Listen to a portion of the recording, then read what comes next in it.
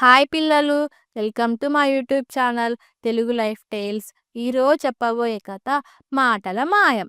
ఒక గ్రామంలో రాజు అనే బాలుడు నివసిస్తూ ఉండేవాడు. అతను ఎప్పుడూ తోటి పిల్లలను ఏడిపిస్తూ ఉండేవాడు.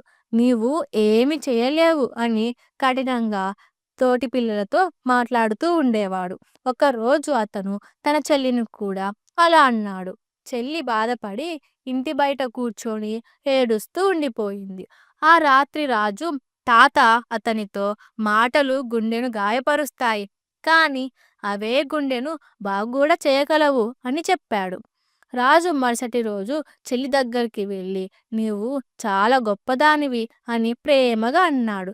చెల్లి నవ్వింది. అప్పటినుంచి వాళ్ళిద్దరూ కలిసిమెలిసి ఆడుకునేవారు.